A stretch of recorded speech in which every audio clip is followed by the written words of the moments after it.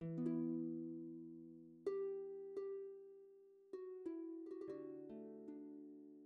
about that.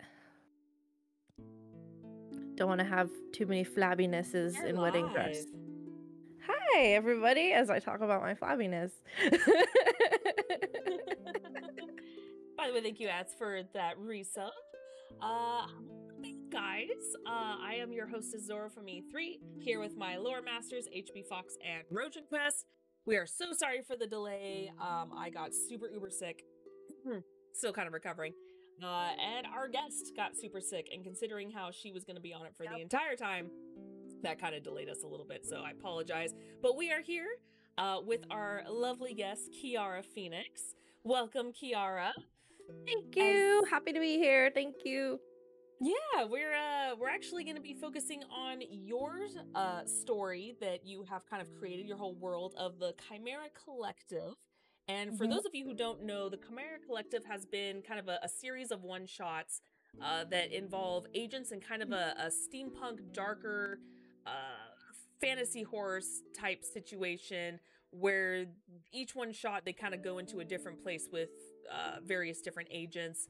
And we're kind of halfway through, almost towards the end of the third installment of these little mini stories. So if you haven't checked them out, definitely check them out on our YouTube at Behold Roleplay. So first things first, what was your inspiration for coming up with this world? So I've been actually trying to think of like a book series I've been wanting to write, and eventually, and I've just been gathering ideas and stuff, and one of these days I'm going to sit down and actually like start writing. And I've always loved like urban fantasies and serial things like the Dresden Files, the Iron Druid Chronicles, anything by Drew Hayes, like a bunch of different things like that.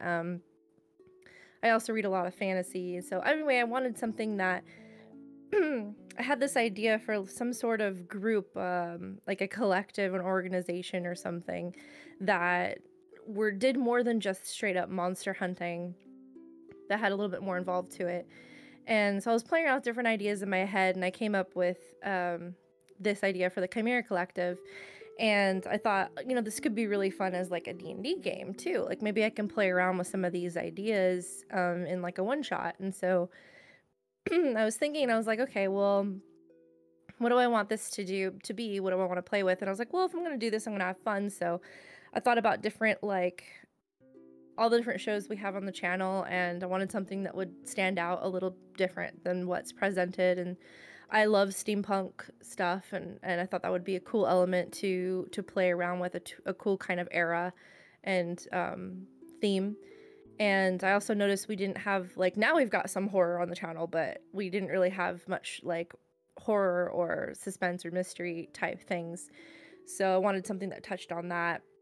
And I have a lot of inspirations from popular media, books, etc., that I thought would be kind of fun to incorporate to these stories. And so that's essentially the inspiration. The initial inspiration for the Chimera Collective was that.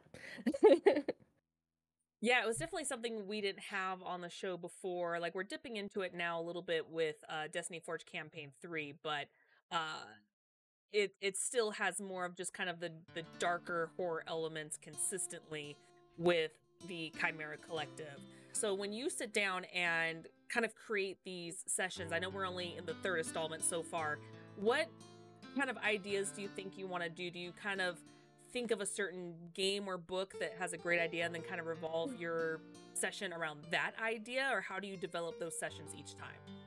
Yeah, it's kind of fun for me to work off of influences, and obviously I kind of make them into my own. But like with the first one, Fathoms of Madness, that one was heavily influenced by like 20,000 Leagues Under the Sea and Bioshock, mostly Bioshock. Because I love that game series. I had recently replayed it, and I was like, oh, this would be so cool in like a D&D type setting.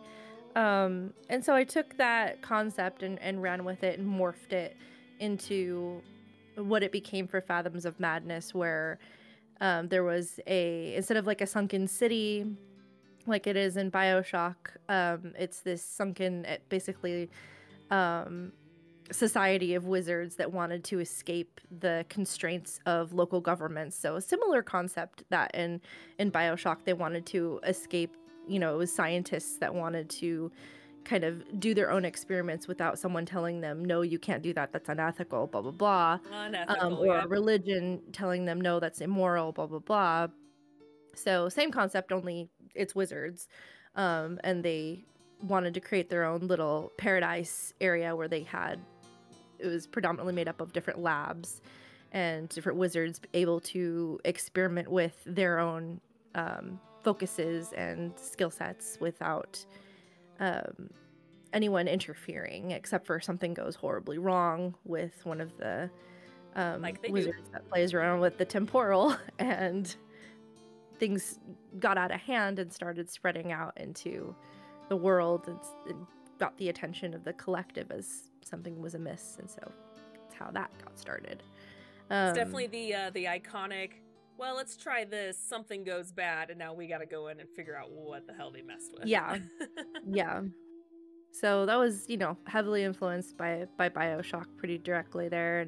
But apart from that, I also drew from influences from one of my favorite Doctor Who episodes with the Weeping Angels called Don't Blink. Oh, yeah.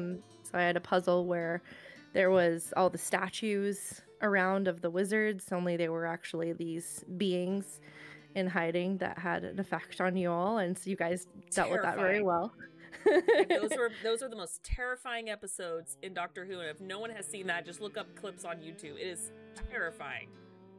So you guys, you had to be looking at the creature for it to be frozen as a statue. Every time you looked away, it came alive and moved at a dramatic speed. So that was fun. I was always wanted to play around with a creature like that, and so I got an opportunity to do that and created my own creepy creatures as well that were crawling around, that were similar to like the splicers and stuff in BioShock, just themed a little bit more for what we were dealing with. And then Fathoms of Madness, and then the Blood on the Zephyr was influenced by the Thing. Yep. So where there was this creepy blobous creature taking over and being able to imitate others, and that was terrifying because it was everywhere and we didn't know where it was. Combined with just like an espionage situation where there was a bomb and you guys had to figure out what's going on with that and make sure that the political figures get safely to where they're going. And so there was like multiple elements to that. That didn't really have like a solid, this is the influence. It was just kind of a general, knowledge of action films. I just finished watching that one, and it gave me the same type of vibe that I got from League of Extraordinary Gentlemen. Yes, good. It was amazing. Yep. I loved it. Thank you. That's an influence for the whole world, really, though, that kind of League of Extraordinary Gentlemen esque steampunk. So I'm happy that came across. That's good. Yeah. And then it's this one, obviously, The Mummy is a big influence. Yep. For Tomb of the Cursed, I've also been watching a lot of Stargate. So, which is heavily Egyptian influenced as well. So it's heavily Egyptian influence. So it's definitely the combination, and it's, me, I'm an Egyptian nerd. I actually wanted to be an Egyptologist, and so I'm like living for this, and I've said it on the show before that I am a little sad that my character is in a relationship because the Anubians sound hot. Oh, yeah, they are. They're little hot doggo, Don't shake your head, doggo boys. I mean, I'm right there with you, Zoro. I'm really sad that I missed out on this one. I also wanted to be an Egyptologist at one point. I mean, I've got the tattoos to prove it, right? Oh, so nice. I'm sad I missed out on this one.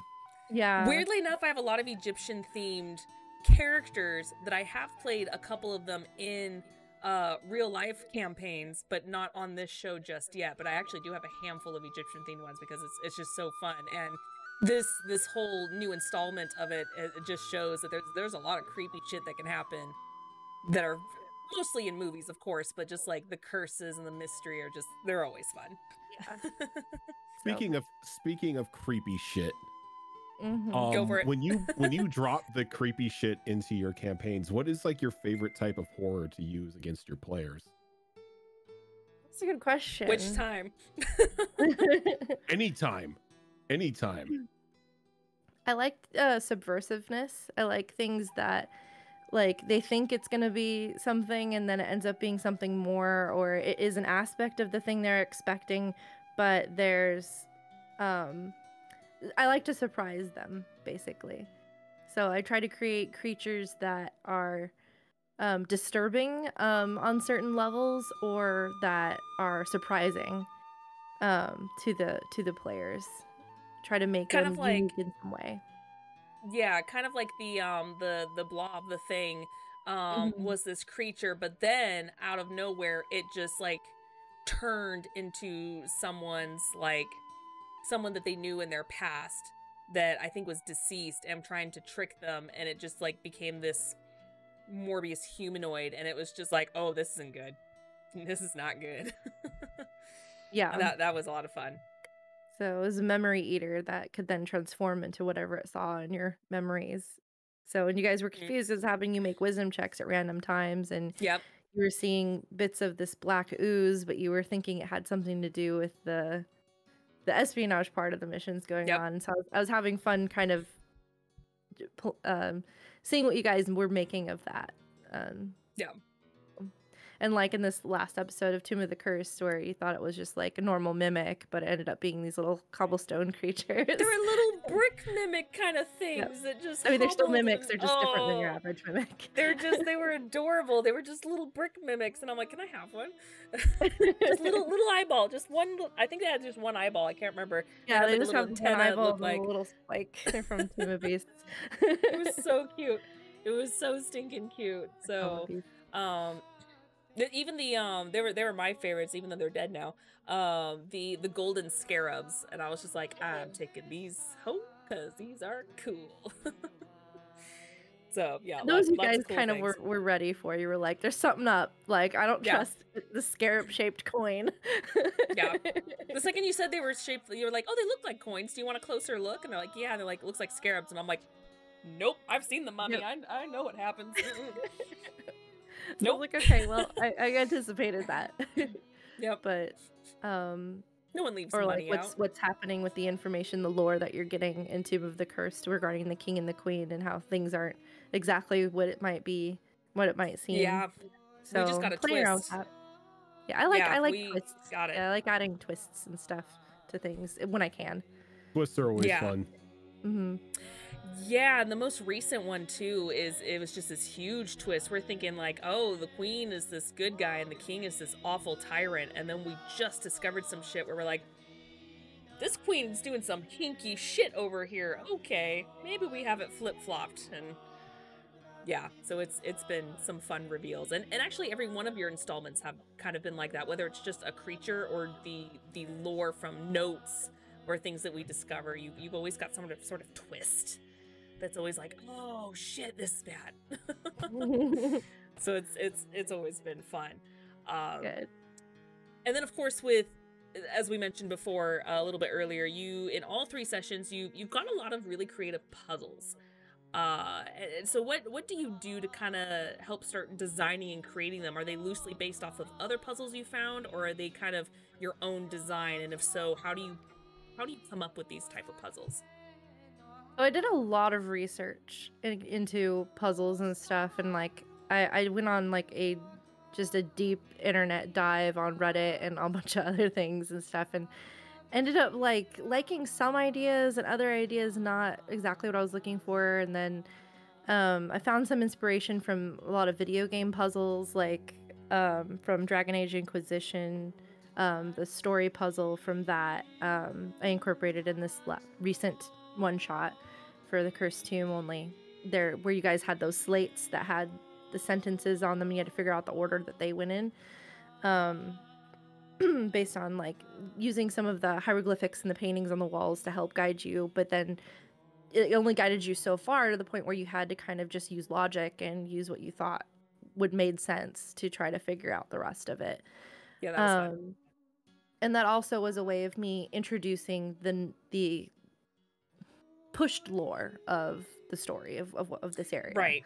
So Yeah. so you guys could then recognize things when things are being twisted. But so video games is a good source because I'm a big video gamer. And my fiance is a video game streamer, so he's been a great helpful source to give me ideas. He gave me that idea. And then I just like to create complex. Like, I was doing a lot of research on puzzles and traps and stuff, and I've focused on the idea of the complex trap where it involves, because when you have a puzzle, potentially maybe just one person in the party could be focusing on it and solve it immediately, and the others are kind of like, well, what am I doing? So I like to try to create these puzzles that involve the whole group, where it takes multiple people working together to solve something, or at least a couple of you working together to solve something. Doesn't always happen that way. Like the story puzzle, a few of you could have just figured that out, but there was an added aspect of you got to find the things and then you got to figure out the order, and Yep. someone's got to translate it, and etc. So, and you'll see that in the next episode of Chimera Collective. That's going to be utilized a lot more. But in Fathoms of Madness, with the statues, you guys had to work together to figure that out. There was a literal puzzle on the podium, and you had the pieces all around you. You had access. You knew exactly what you needed to do. You figured all of that out. Now it was just a matter of, I had to physically get there through these dangers, and I need my friends to help me do that. Yep. So and there was only 3 of us for that at the time. There was only 3 of us, so it was so like, you were oh down shit. a person. Yeah. So I guess that kind of answers the question, I hope. Yeah. So technically this is sort of in chronological order as far as like, oh, maybe a few weeks have gone by, a few months have gone by, and we kind of mix and match agents.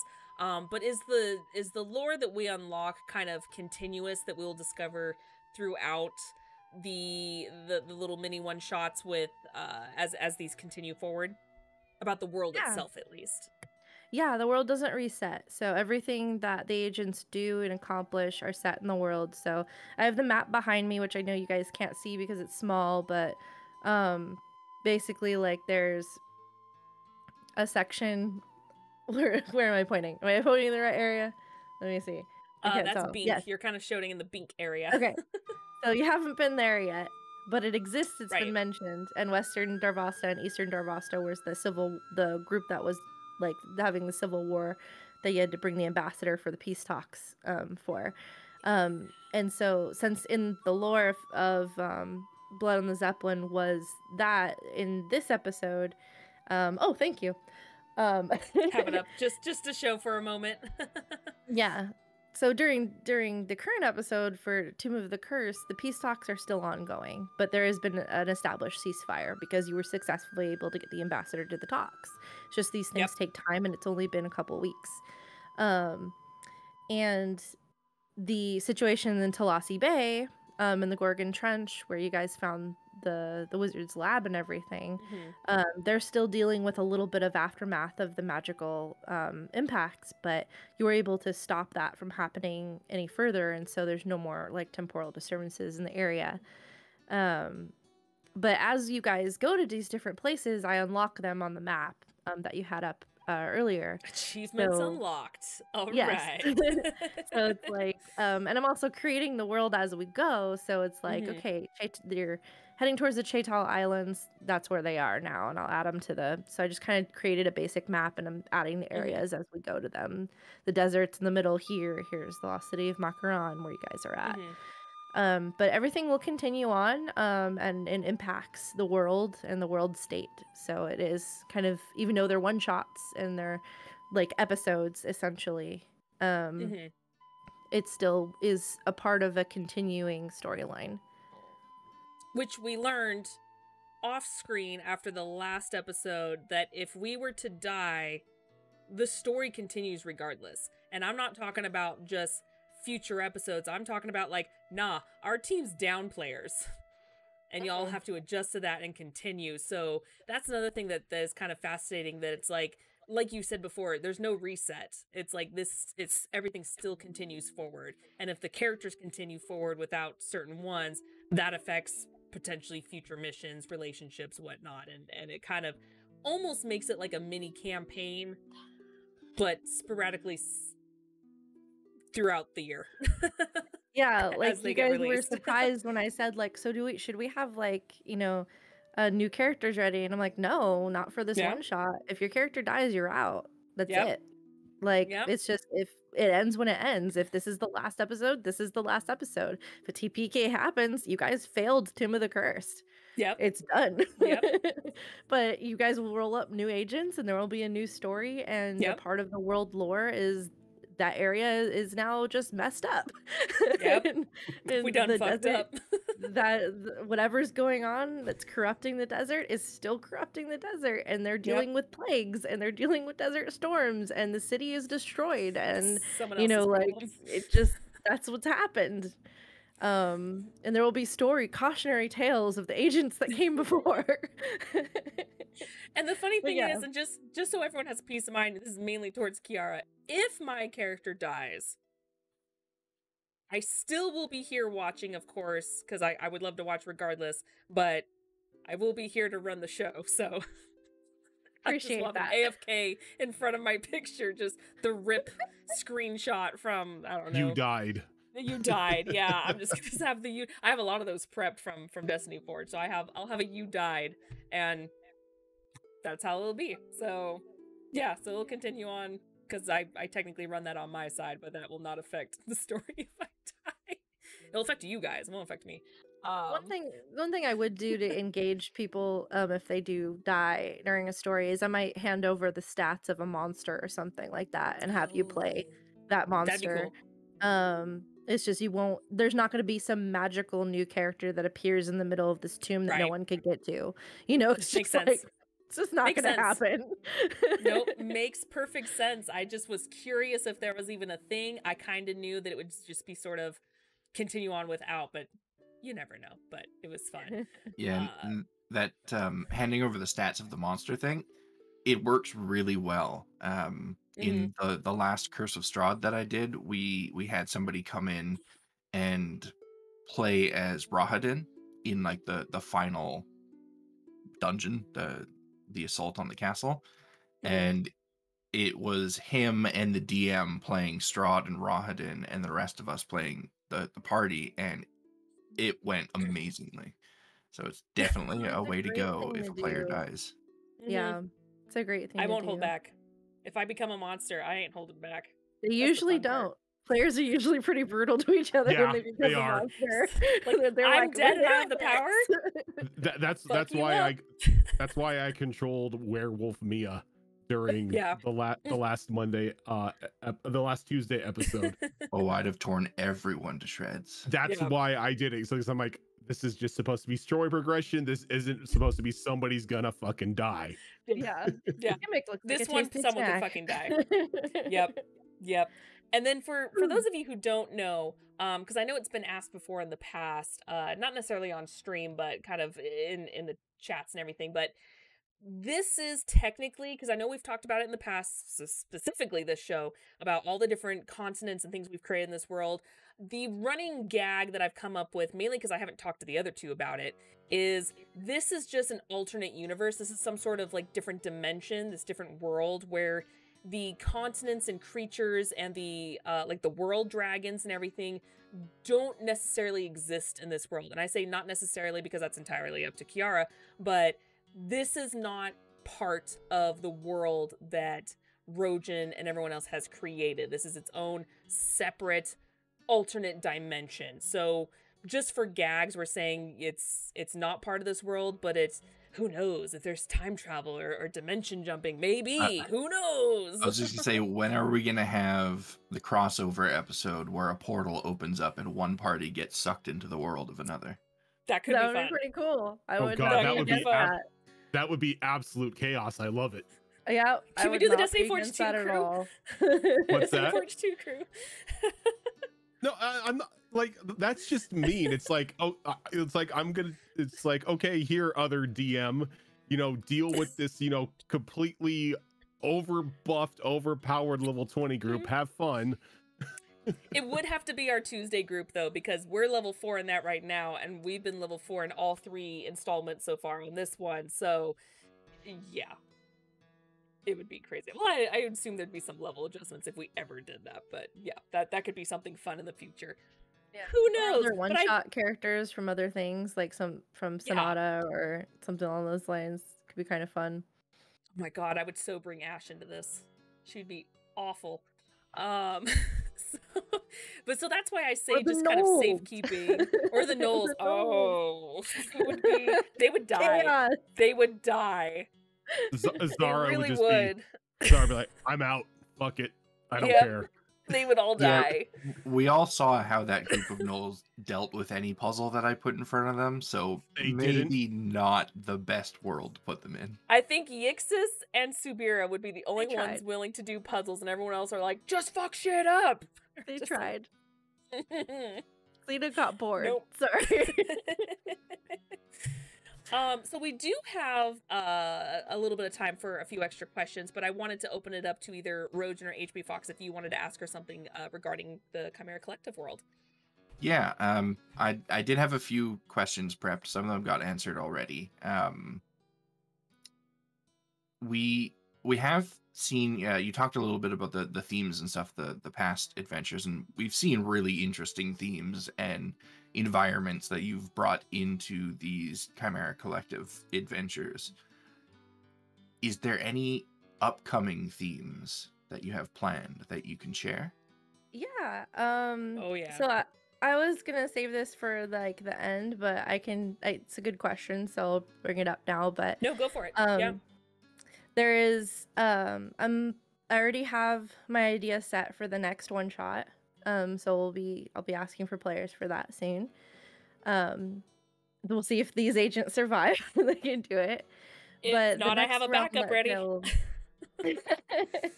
But yeah, the next realm that they're gonna go, basically they're gonna go on vacation, but as things usually happen in D&D games, vacations get horribly interrupted by something, and they're gonna get sucked into the Feywilds, a corrupted version of the Feywilds. And so the next one-shot miniseries is gonna be called Poisoned Wonderland. So it's very obvious what the influence is there.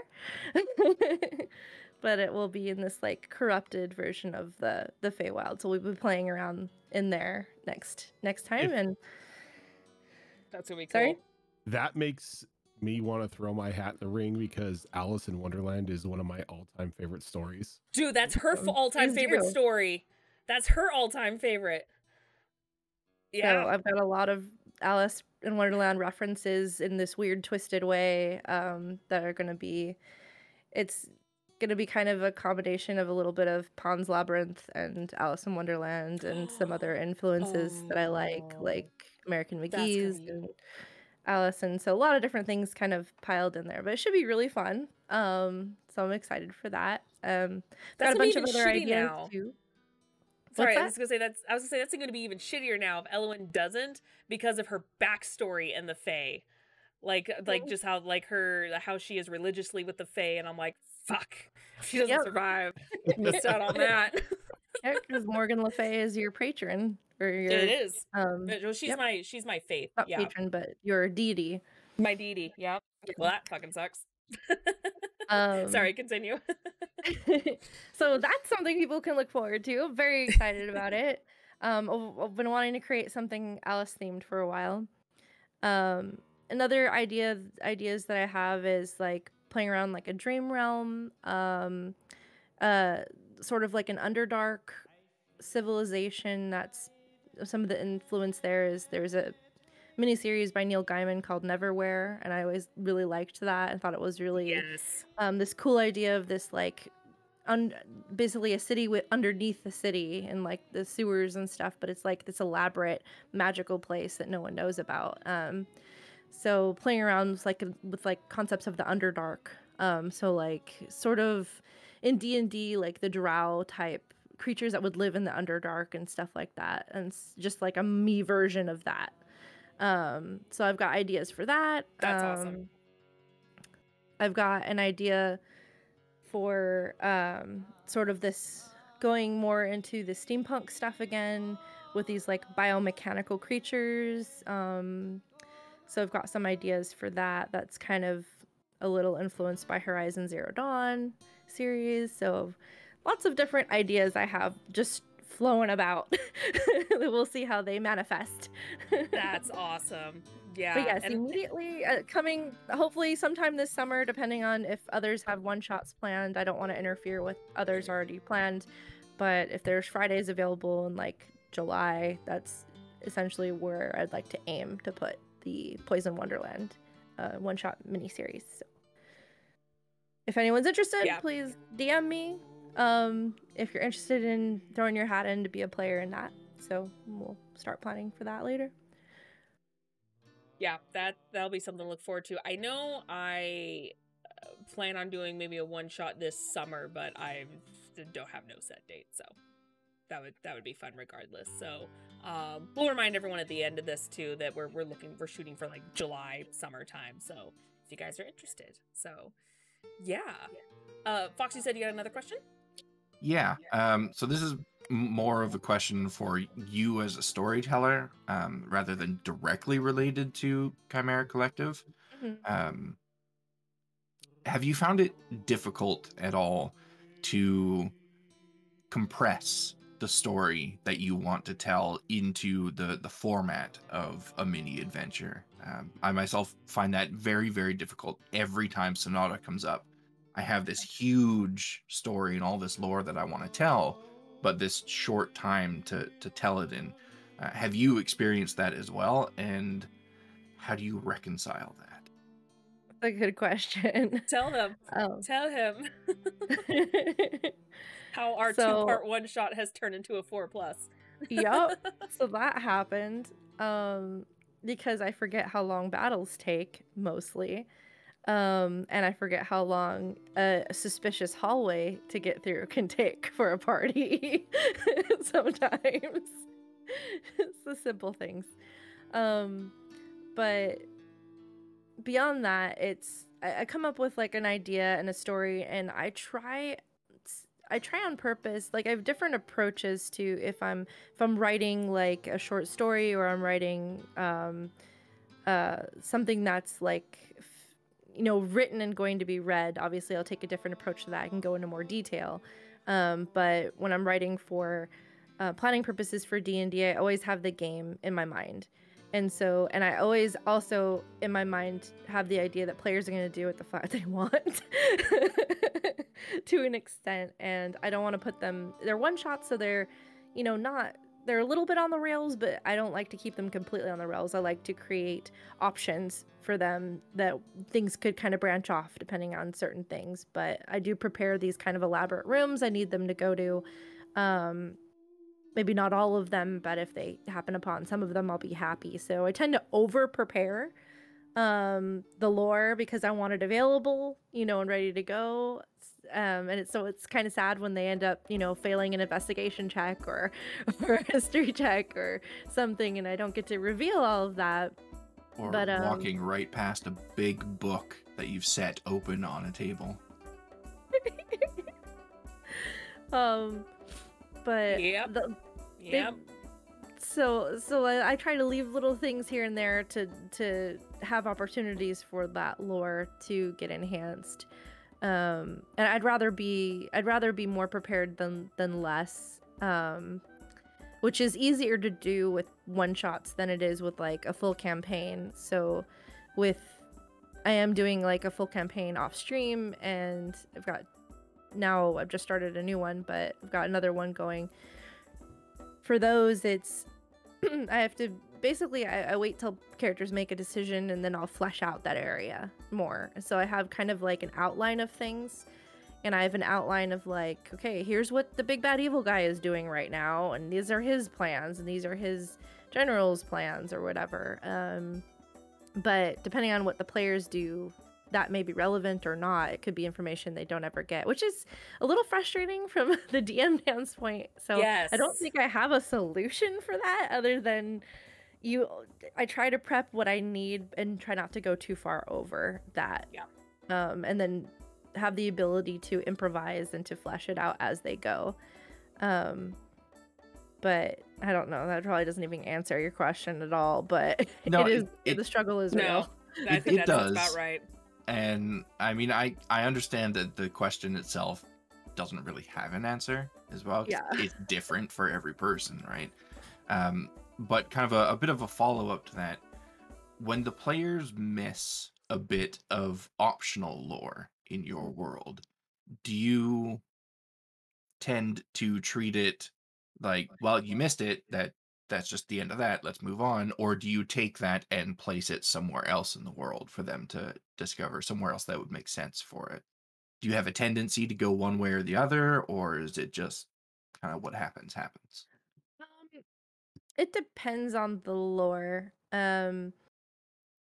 If it's something that I think is particularly interesting or key to help greater their understanding of what's happening and what's going on and put pieces together, I'll move it. I'll put it in different, like, oh, that wasn't a room they just went right by. It's gonna be now over here in that guy's satchel.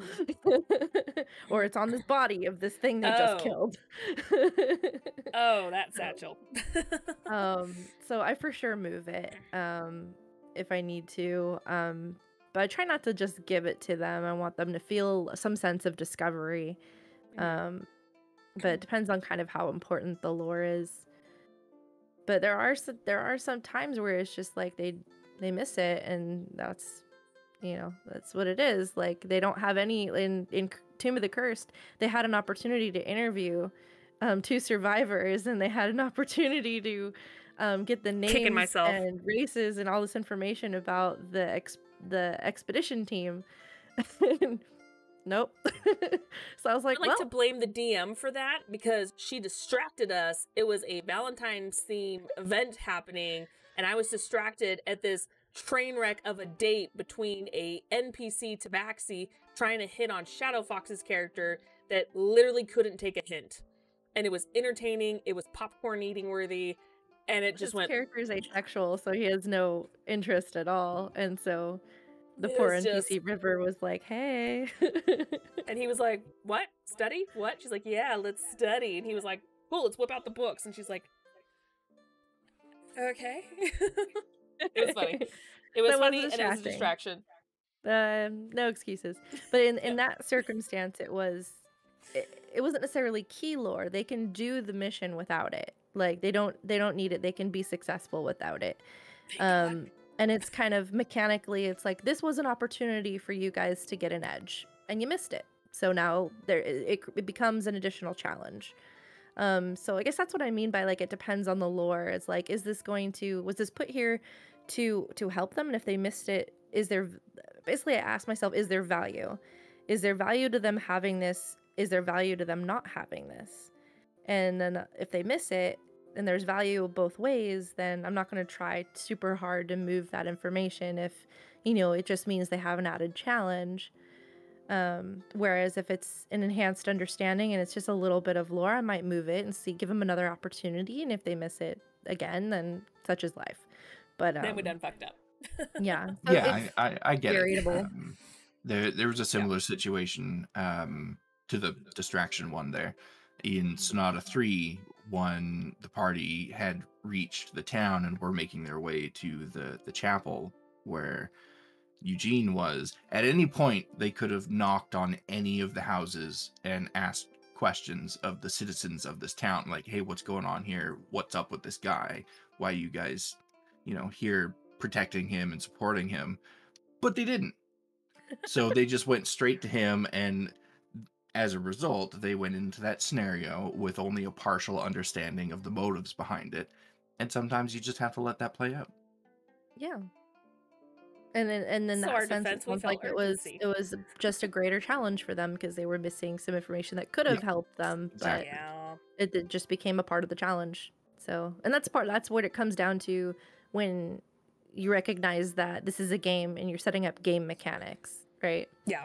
So it's always hard, though, too, and this is actually perfect situations because both of those, Sonata and Chimera Collective, are kind of continuous mini one-shot series, and it's always so hard to try to fit in a lot of lore, especially when I want to learn more, but I know we're on a little bit of a time crunch, so it's like sometimes I feel, and this is just me personally, if I feel like, do I have to sacrifice some of the lore so we can get to our goal, or vice versa, when I know we're on a little bit of a time crunch? And I think that's what always depresses me, because I'm like, just turn it into a campaign, guys. It'll be much more thorough, I promise. Yeah. And that's why I'm like, I was trying to fit it in, and that's why like the first two one shots were very rushed. But for this one, I'm like, you know what? We'll be done when we're done. Everyone cool, as long as all the players are down to continue playing until we finish it, then that's fine. It's like I have a set end point. You know, we're gonna get there. So if it takes a couple of episodes, that's why I'm trying not to put a number on this one and be like, Yep. as long as everyone's game, you know, and if someone can't make it, that's fine, you know, like we'll, if it's too many people, we'll postpone, sort of like we do with the normal campaign. But I figure that's more, it adds more value to what we're doing, to the channel, to the player's experience. So before I was rushing it too much. Yeah. So I really like that approach, because like you said, it kind of removes that feeling of having to rush from the players. I mean, the characters may still feel that way depending on the situation they're in, but the players don't feel like they have to do that. And I may do that same thing that you're doing for Sonata 4. Yeah. Especially if we already have the I'm pretense happy we too could that work we have off X each amount other, of because time. you opened the door for Chimera to happen. So by doing the Sonata one shots and all the other Into the Wilds and all those other one shots that have happened since, I'm like, okay, cool. The channel's cool with this. Maybe I could try my hand at it. So yeah, please take that from me. I absolutely will. Please do, because again, with Sonata, I'm like, there's so much we can do here, but I know we're on a time crunch. Like we preset, like, oh, it has to be 4 episodes, and it's like, okay, there's some stuff we have to do. We need to progress the story because we have this much time.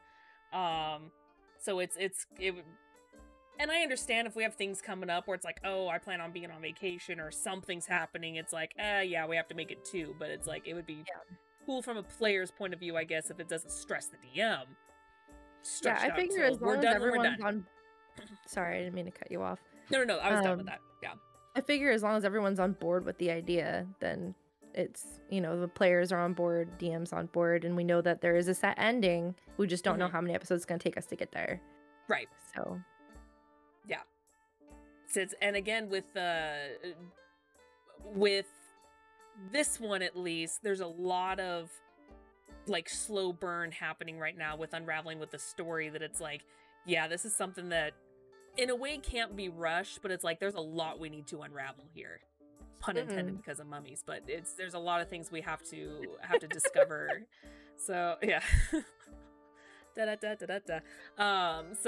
yeah, so it's kind of cool that as you said, as long as all the players are cool and it doesn't stress out the DM, that'd be kind of a fun concept going forward, where it's just like, you know what, why rush it?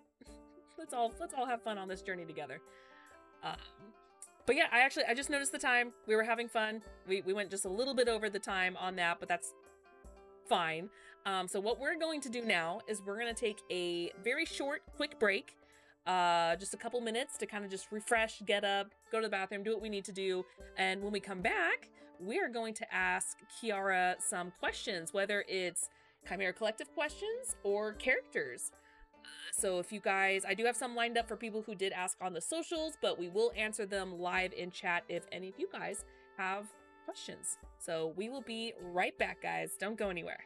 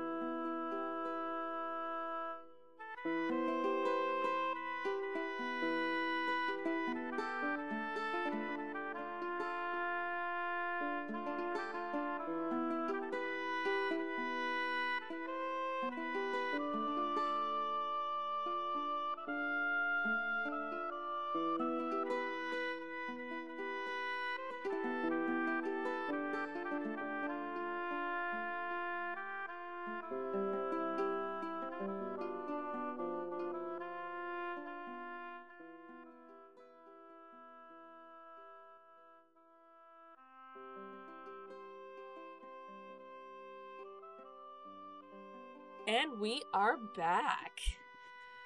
Hi, guys.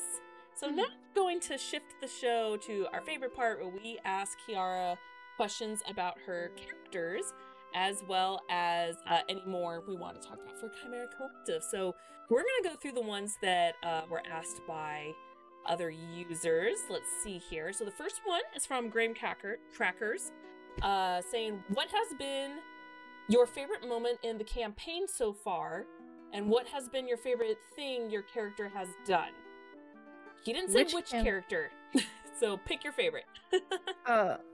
Okay, I can address two of them, I guess, because I'm in two campaigns. So in Mass Effect, what was the question? It was like, What's been your favorite moments of the campaign so far, and what has been your favorite thing your character has done? Okay, so with Mel from Mass Effect's campaign, my favorite moment, I think, has been the glitter bomb of Dresscar. Yeah, that was pretty upsetting for him. That was pretty fun. Creating that glitter bomb. Yeah, that was definitely my favorite moment of the campaign. One has not been made since. Yeah, that's it, right? The aspect of the question, right, was just what's your favorite moment? What's your favorite part of the campaign, and what's the favorite thing your character has done? So what's your favorite thing Mel's done so far? That's kind of both. You did help create the bomb. Yeah. What's another, like, cool moment? I liked, in one of the recent episodes, just the bashing of things that we've been doing in this facility and how Raucus has been just wrecking shit. Has been really fun. I like the ship parts, like when we're just flying together and talking and a lot of the RP, like those moments where we get to know each other more have been really great. When we're spending time in the ship, those probably my favorite moments, is like those RP moments with everybody.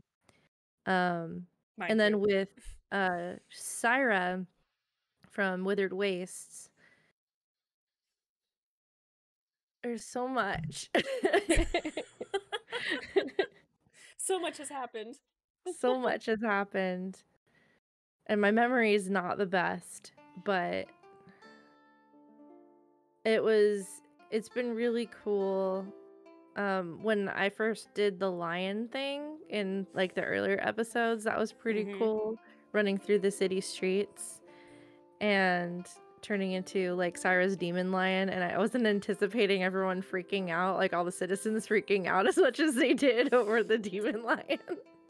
Guess I should have, but I didn't. It was still great. So that was pretty cool. When we met the puppet master, like that was pretty intense moment, because we weren't really sure what to make of that, and I thought that would just like really surprised me, knowing that when I found out he's been following Syra. I was like, what?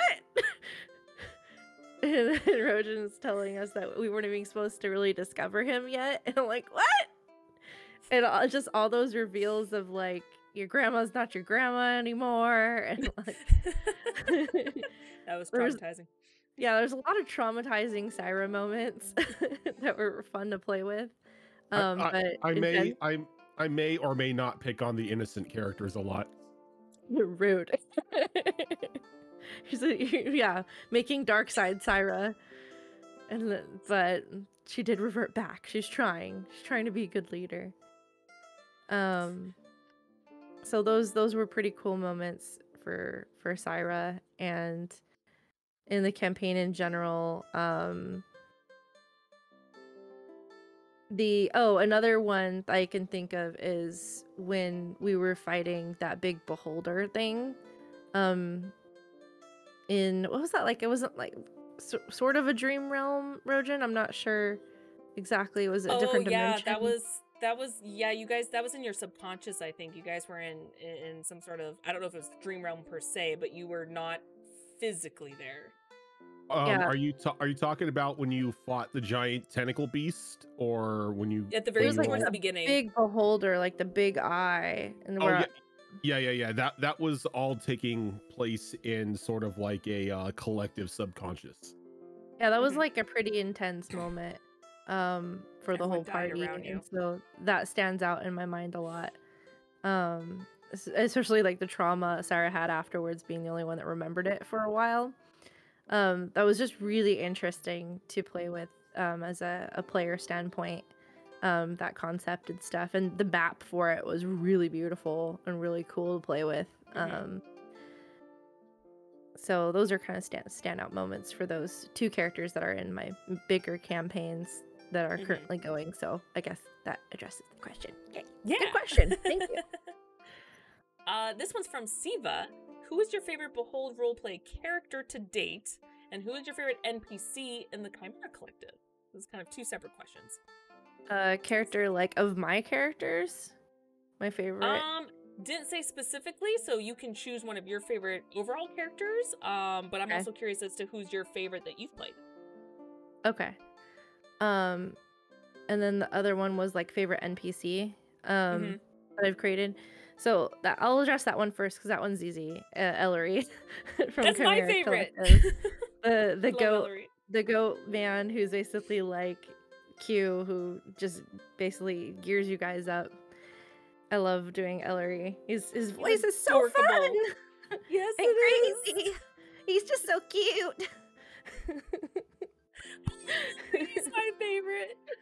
And his little goat like man. crush on the Dragonborn lady, the rough Dragonborn lady, and so he's just so much fun. His voice is fun to play with too.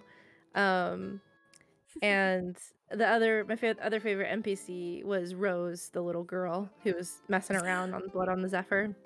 Yeah, that's right. She was fun to play with. Because she was just playing tricks on everybody, and you guys thought she was evil at one point. It was good. Good stuff. Creepy girl just hiding, and then we turn around, she's not there. It's like, I don't know if she's real. Little klepto. Yeah. And then what's your favorite Behold roleplay character to date? You can choose your favorite overall, as well as what's your favorite that you play. Okay. That's a loaded question. I'm gonna say one of my favorite, because I love a lot of our characters. I'll be like real with you guys. So many of us have made such amazing characters.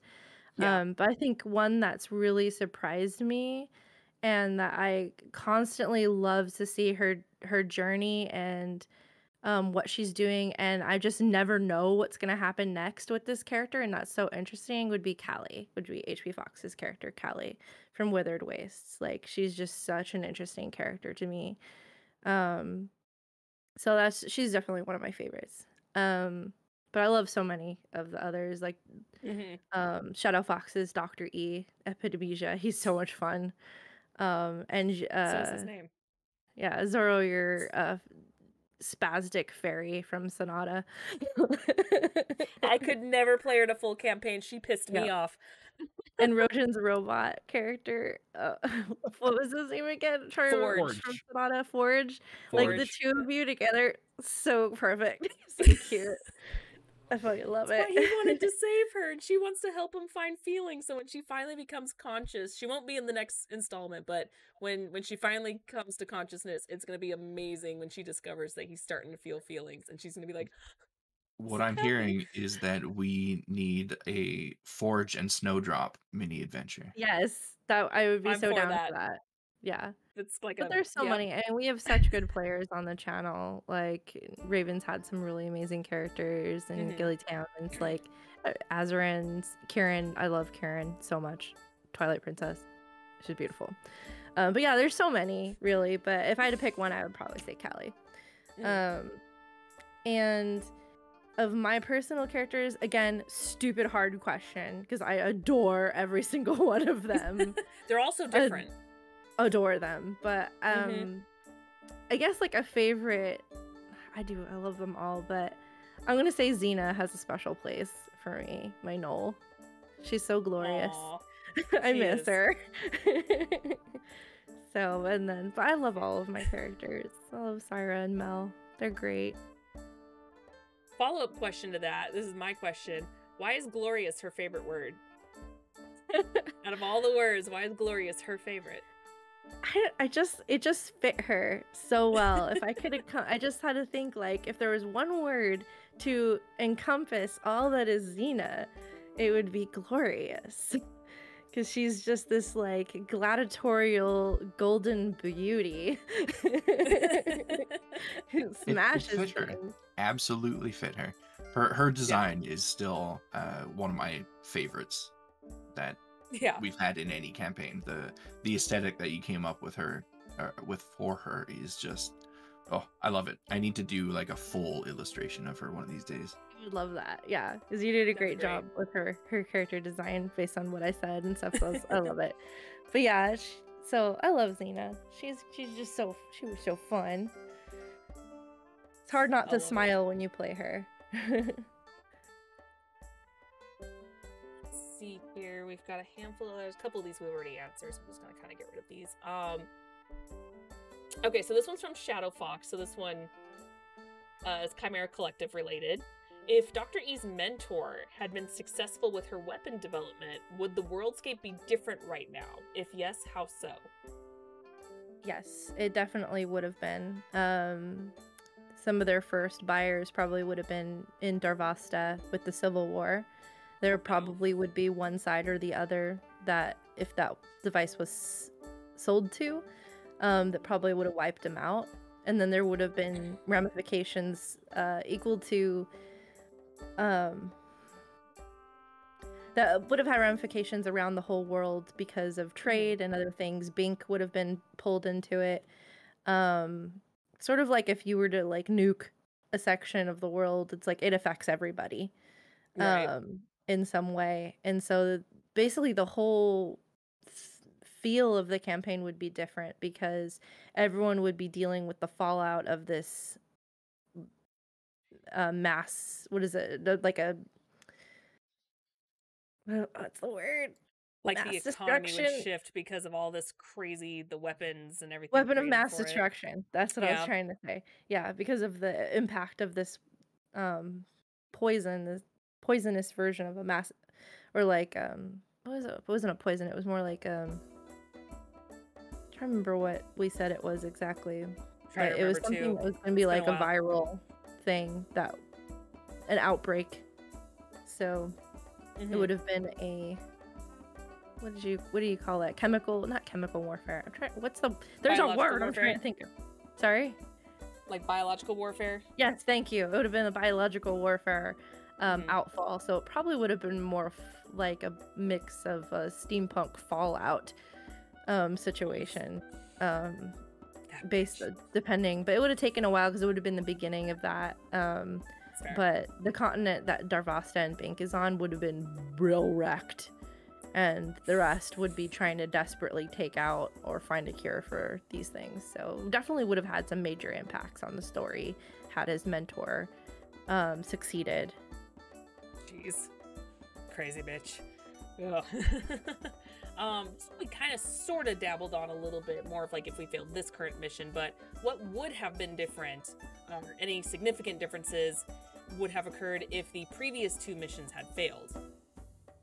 Okay, so with Fathoms of Madness, if that had failed, the terror to the realm of chaos would have built and built and built, and more creatures, almost like eldritch horror type creatures, would have spilled out, and more wild magic impacts would have started from that focal point and started spreading out from there.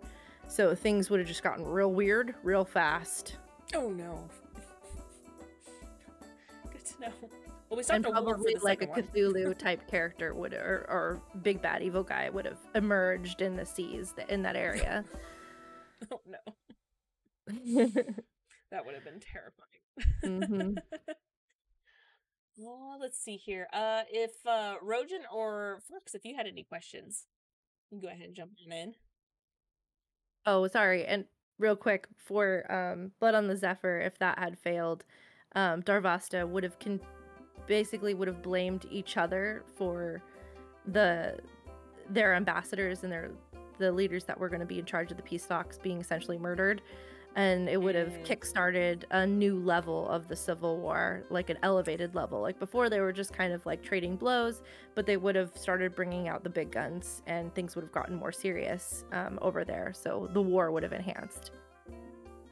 That's why during that whole time, I'm just like, we have to save this person, otherwise bad things are going to happen in that country. Even though we're not part of that country, bad things could happen.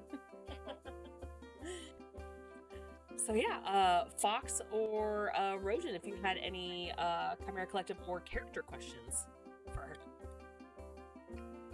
Yeah, so the whole Withered Waste group has been under like a great amount of stress since leaving the city, and Syra is most definitely no exception to that, with, you know, the assault on the Druid camp and her new position as kind of the trainee leader of that group, the completely unknown motives of the puppet master. The list just really goes wrong. It's a bit of a train wreck for that group.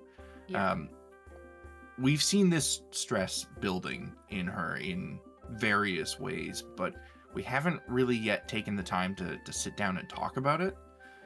So what sort of state of mind is Syra in at this point in the campaign? And what is she doing, if anything, to deal with the building pressure from all these events? That's a really good question.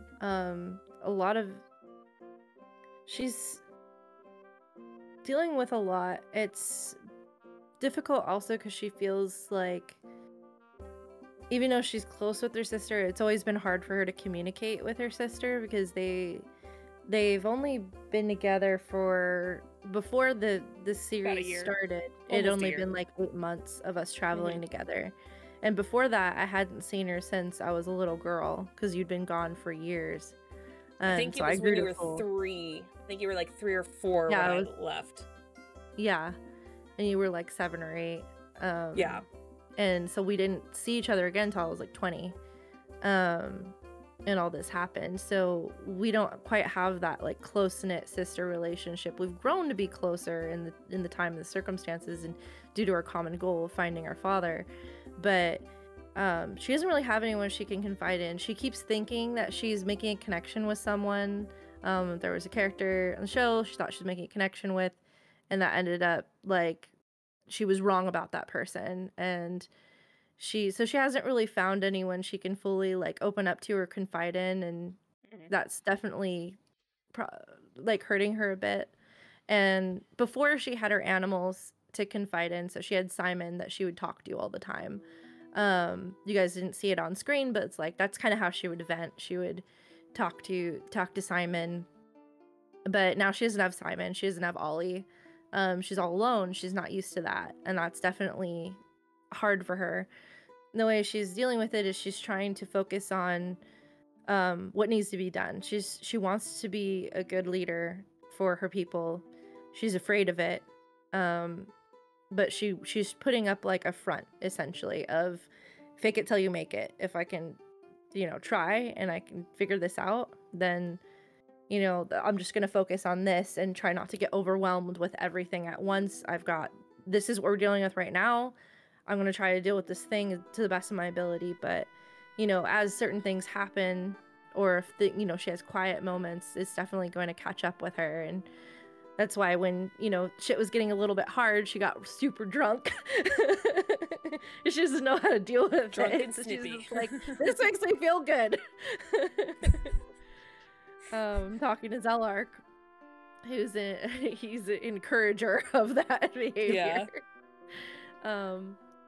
But yeah, she's definitely dealing with a lot. She doesn't have the outlet that she used to, so I would say that there's a lot of potential for her to crack a bit, depending on what happens, if she doesn't find the support that she needs from the group. Yeah, I'm really looking forward to seeing how that develops, because we have seen, I assume it's deliberate, very subtle kind of shifts in her disposition as the campaign goes on.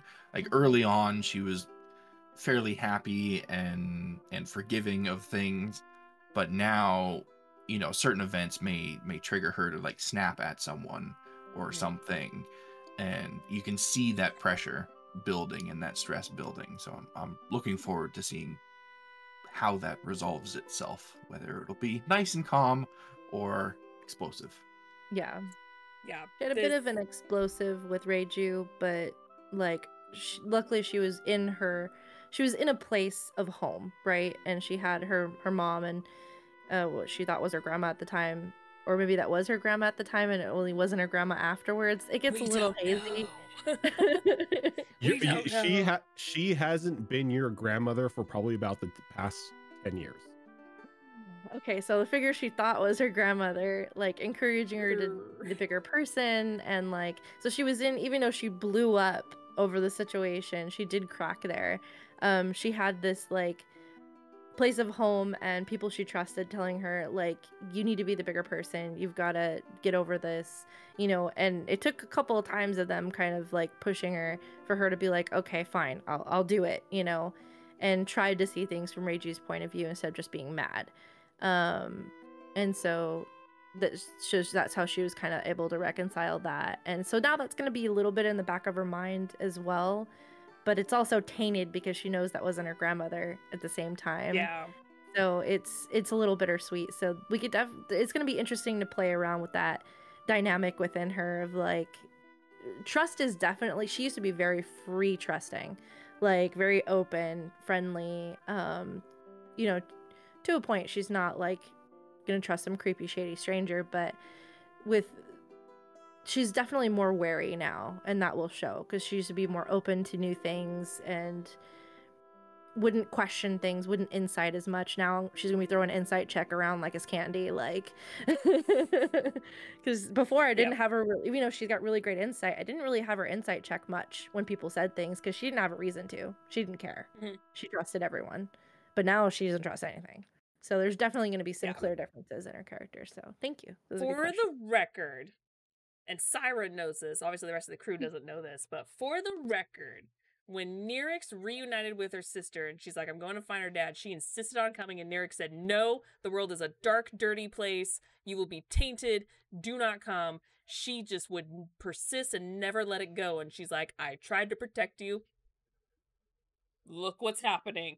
Her sister warned her that the world is dark and terrible and everyone's an asshole. Yeah. Definitely everything's a surprise to Syra and it hurts. And Nyryx is just like, it finally happened. Knew it. Like, well, I told you so, but at the same time feeling really bad because he's like, this is what I was trying to protect you from, but there's not much I can do because worse shit is still gonna come and I don't know how to prep you for it when I've lived it. So speaking of that's why I felt bad when I couldn't support you a lot of times because I'm like, I've lived it, you haven't. I don't know what to do. Yeah. Speaking of dark, terrible, everybody's an asshole, and insight checking everything. As the campaign has progressed, what are her opinions now on the brothers of Gaius and Bernard? Yeah, at first she trusted him. Like she was like, oh, he's being really nice. He hasn't shown any signs that, you know, he doesn't have our best interests at heart. But now that she's become more cynical and sees that almost everyone seems to have these ulterior motives, and that things aren't always what they seem, she's definitely more wary of the brothers. She doesn't like that she doesn't understand why they're doing what they're doing or why they're so willing to help them and what they're getting out of it. And before that, Syra would not have. Her tribe is all about, you know, like helping people. They helped people in the desert from regardless of if they were bandits, criminals, or innocent people. Like it's just you help people because it's the right thing to do. And now she's like, people aren't like that. Like they're not like my tribe is. People don't just do nice things for each other without strings attached. And so yeah, the puppet master introduced her to strings. Literally. Yep. Yeah.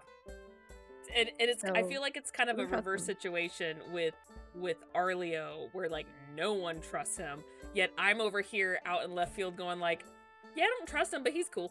He's cool. I mean, He's definitely interesting. Brockus likes him, but you know, he knows not to fully trust anybody who comes from that planet. That's why I'm saying it's a reverse of the Arlo, where more people distrust Gaius.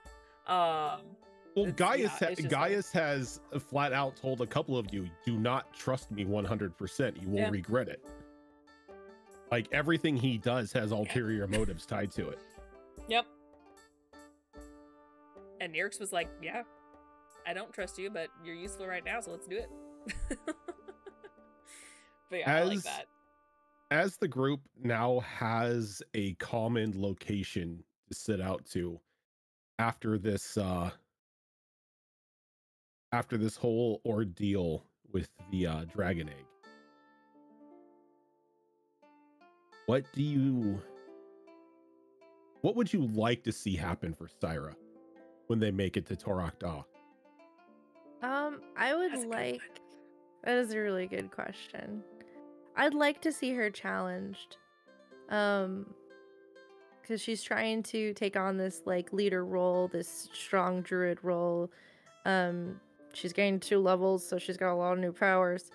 And Bitch. so I think she'd like to be challenged, her knowledge and her capabilities, because she feels like she's leaned too heavily on her sister or on her tribe over the years and on the group, and so it's been rare for her to, now that she's basically shown like, hey, you're gonna have to lead your clan one day, that scares her because she's always leaned so heavily on these other individuals for support, and she doesn't, and just to follow their lead and to be told, okay, step out and lead, that's scary for her. She's afraid of making mistakes. She's afraid she's not going to be up for the challenge. She's afraid she's not capable.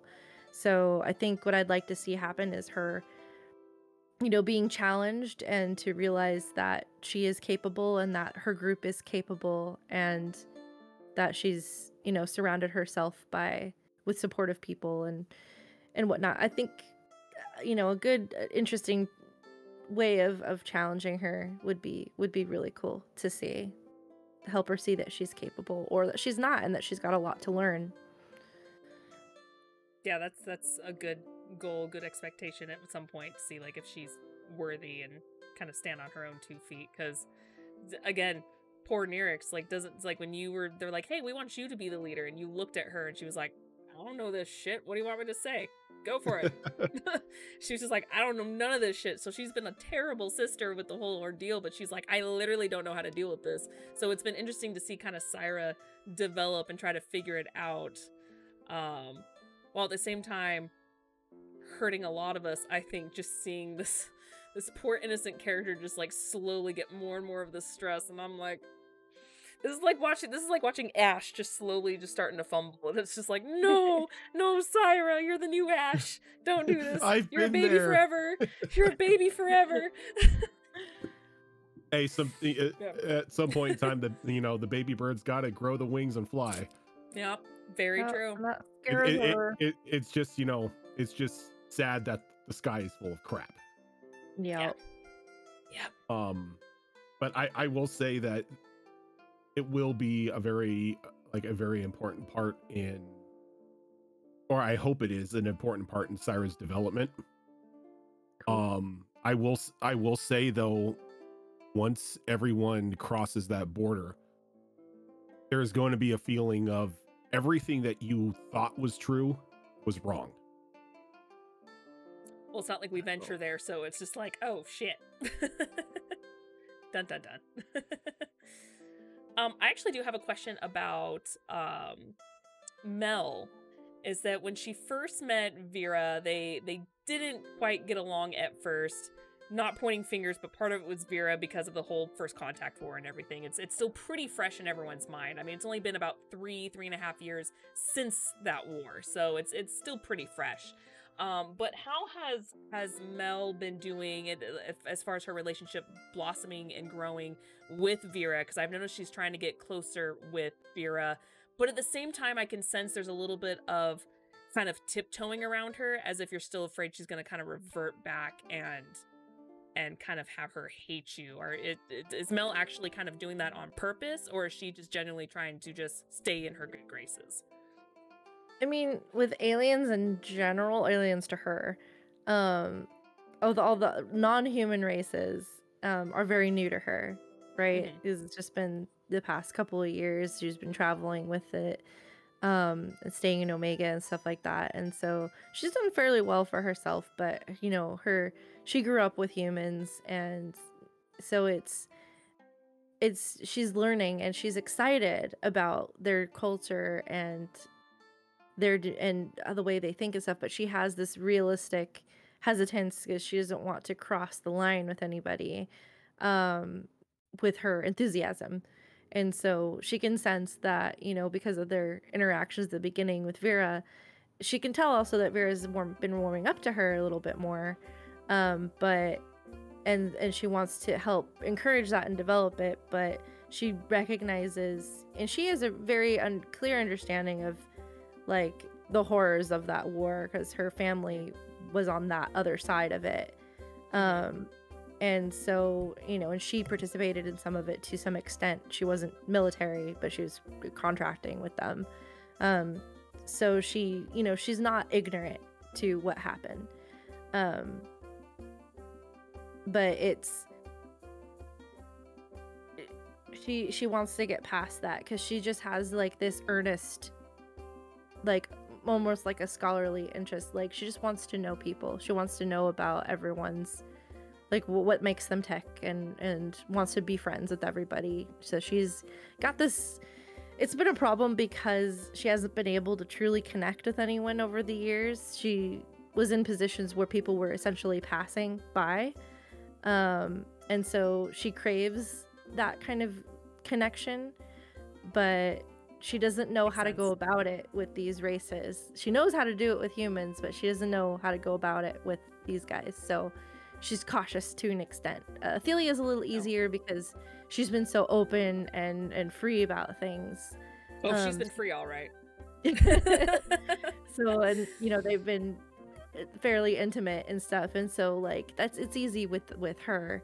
And Jamar, they have a connection through the engineering and stuff, so they have like a strong bond through their science. Brackus, she understands. Like she just he's a pretty, you know, straightforward dude, doesn't like to sugarcoat things, and she appreciates that. But she doesn't want to be on the wrong side of him either. But Vera is a mystery to her, and that's exciting and interesting, but also makes her wary because she senses Vera's hiding things, but she doesn't know what it is. So it's Vera's the mystery of the group, and so that's probably why you might see interactions with Mel a little different with Vera, is because she doesn't know fully what to make of her yet, and she's still figuring it out. I will say that she has she'll have nothing to worry about getting on the wrong side of Brackus, because Brackus actually views Mel as like an older daughter. He's like technically adopted her because she is like out there alone and everything, and he's kind of like, he kind of sees how like Mercy interacts with her. Daddy Brackus. Yeah. Mercy loves Mel. She loves everyone, but yeah, she has that connection with Mel because she doesn't have a lot of human interactions much. And Mel can be very childlike at times. And Drescar, she admires him. She likes his confidence and his swagger, and she wants to like dial that in. So if anything, she would want to like, could you mentor me? You're suave. Because I need Teach me your ways, master. I am so not suave. I am awkward. No, it doesn't come off that way at all.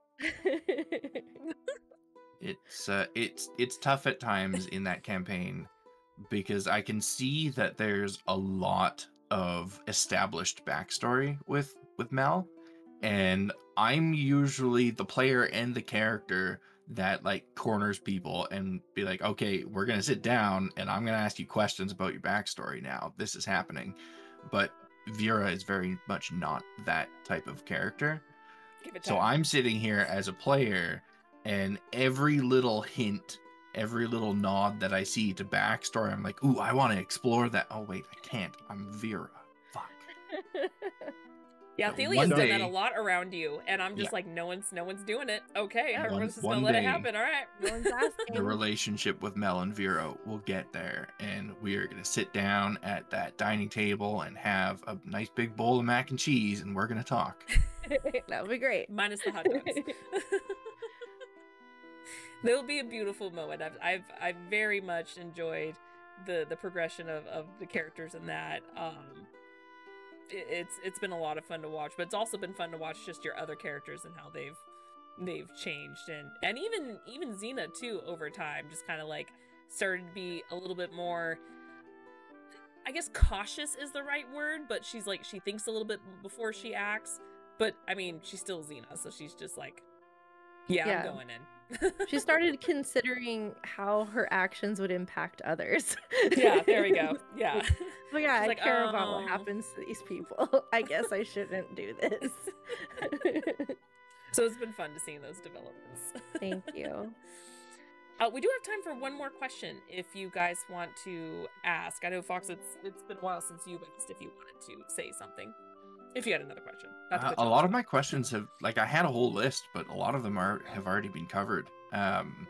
So I guess just one real easy question that I'm pretty sure I know the answer to already, but I'm still going to ask it. Should the opportunity come up, are you open to reprising your role as Xena? Yes, 100%. For sure. It's good. That would be I've got awesome. plans.